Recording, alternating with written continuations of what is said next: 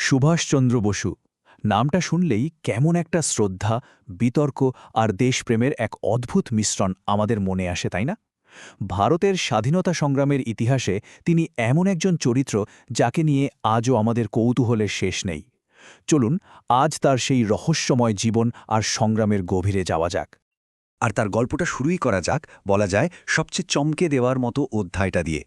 এই ছবিটা দেখুন, একজন ভারতীয় স্বাধীনতা সংগ্রামী ব্রিটিশদের বিরুদ্ধে লড়বেন বলে সাহায্য চাইতে গেছেন স্বয়ং অ্যাডলফ হিটলারের কাছে। ভাবা যায়? আর ঠিক এই জায়গাতেই সবচেয়ে বড় প্রশ্নটা উঠে আসে, যে প্রশ্নটা নিয়েই আজকের পুরো আলোচনা। ভারতের একজন প্রথম সারির মুক্তিযোদ্ধা কেন নাৎসি জার্মানি বা সাম্রাজ্যবাদী জাপানের মতো শক্তির সাহায্য নিতে গেলেন? কি এমন পরিস্থিতি তৈরি হয়েছিল? চলুন এই জটিল ধাঁধার উত্তর খোঁজার চেষ্টা করি।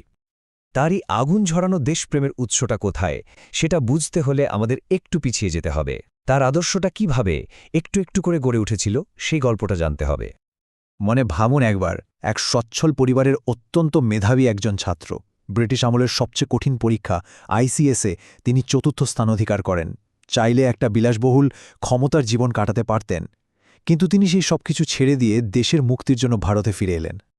এই একটা কথাই কিন্তু তার পুরো দর্শনটা আমাদের সামনে পরিষ্কার করে দেয়।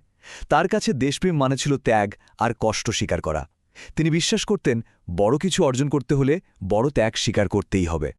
কিন্তু তার এই আপোষহীন আদর্শই একটা সময় তাকে কংগ্রেসের মূল স্রোত থেকে যেন একটু একটু করে দূরে সরিয়ে দিচ্ছিল। চলুন দেখি কিভাবে এই মতের অমিলটা তৈরি হল।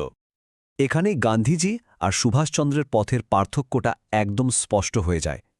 গান্ধীজি বিশ্বাস করতেন অহিংসার শক্তিতে, আর সুভাষচন্দ্র মনে করতেন স্বাধীনতার জন্য কোনো পথই বন্ধ রাখা যাবে না, প্রয়োজনে সশস্ত্র সংগ্রামও করতে হবে। লক্ষ্য যখন স্বাধীনতা, তখন উপায় নিয়ে আপোষ করা যাবে না। তার রাজনৈতিক জীবনের এই দুটো ছবি কি অসাধারণ বৈপরীত্য, তাই না? একদিকে তিনি কংগ্রেসের একজন শীর্ষ নেতা, আবার অন্যদিকে এক বিপ্লবী সেনাবাহিনীর সর্বাধিনায়ক। এই পরিবর্তনটা কিন্তু হঠাৎ করে হয়নি, এর পেছনে একটা লম্বা গল্প আছে। কংগ্রেসের সভাপতি হওয়া সত্ত্বেও দলের শীর্ষ নেতৃত্বের সাথে তার মতের পার্থক্য এতটাই বেড়ে গিয়েছিল যে শেষ পর্যন্ত তাকে পদত্যাগ করতে হয়।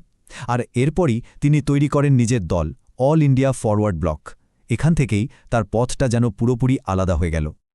কংগ্রেস থেকে বেরিয়ে আসার পর সুভাষচন্দ্র এমন এক দুঃসাহসিক রাস্তা নিলেন যা গোটা বিশ্বকে চমকে দিয়েছিল। তিনি ভারত থেকে পালিয়ে গিয়ে ব্রিটিশদের বিরুদ্ধে লড়ার জন্য নিজের একটা সেনাবাহিনী তৈরির পরিকল্পনা করলেন। এই যাত্রাটা কোনো সিনেমার গল্পের চেয়ে কম নয়। ব্রিটিশ গোয়েন্দাদের চোখে ধুলো দিয়ে কলকাতা থেকে আফগানিস্তান, সেখান থেকে জার্মানি, আর তারপর এক সাবমেরিনে করে জাপান। ভাবা যায়? ব্রিটিশদের বিরুদ্ধে লড়াইয়ের জন্য একটা মিত্রের খোঁজে তিনি আক্ষরিক অর্থেই অর্ধেক পৃথিবী ঘুরে বেরিয়েছিলেন। আর এই চেষ্টারই ফল হল আজাদ হিন্দ ফৌজ বা ইন্ডিয়ান ন্যাশনাল আর্মি। এই বাহিনীতে কারা ছিল? মূলত ব্রিটিশ ভারতীয় সেনাবাহিনীর সেই সব সেনারা যারা যুদ্ধবন্দী হয়েছিল, আর তাদের সাথে যোগ দিয়েছিল দক্ষিণ পূর্ব এশিয়ায় বসবাসকারী সাধারণ ভারতীয়রা। সবাই দেশের জন্য হাতে অস্ত্র তুলে নিয়েছিল। আর ঠিক তখনই তিনি তার সেই বিখ্যাত ডাকটা দিলেন। এই একটা বাক্যেই যেন তিনি তার সমস্ত অনুগামীদের মধ্যে স্বাধীনতার আগুনটা জ্বালিয়ে দিয়েছিলেন। এই স্লোগানটা হয়ে উঠেছিল সর্বোচ্চ আত্মত্যাগের অনুপ্রেরণা। কিন্তু এমন একজন মানুষের জীবনের শেষটা হল এক রাশ ধোঁয়াশা আর বিতর্কের মধ্যে দিয়ে। তার মৃত্যু এবং তিনি যা কিছু রেখে গেছেন তা নিয়ে আজও আলোচনা সমালোচনার ঝড় ওঠে। সরকারি তথ্য অনুযায়ী ১৯৪৫ সালে তাইওয়ানে এক বিমান দুর্ঘটনায় তিনি মারা যান, কিন্তু অনেকেই এই কথা বিশ্বাস করেননি। তার মৃত্যুকে ঘিরে এমন সব রহস্য আর ষড়যন্ত্র তত্ত্ব তৈরি হয়েছে যা আজও মানুষের মুখে মুখে ফেরে। তবে তার প্রভাব ছিল অসম্ভব। জয় হিন্দ স্লোগানটা তো আজ ভারতের জাতীয় অভিবাদনের অংশ। আর সবচেয়ে আশ্চর্যের বিষয় হল, এত আদর্শগত পার্থক্য থাকা সত্ত্বেও তিনিই কিন্তু প্রথম গান্ধীকে জাতির জনক বলে সম্বোধন করেছিলেন। এটা তাদের পারস্পরিক শ্রদ্ধার একটা বড় প্রমাণ। আর তার উত্তরাধিকার নিয়ে বিতর্কটা ঠিক এখানেই। এক দল মনে করেন তিনি ফ্যাসিবাদী শক্তির সাথে হাত মিলিয়েছিলেন, আরেক দলের যুক্তি তিনি ছিলেন একজন বাস্তববাদী বা প্র্যাগম্যাটিক নেতা।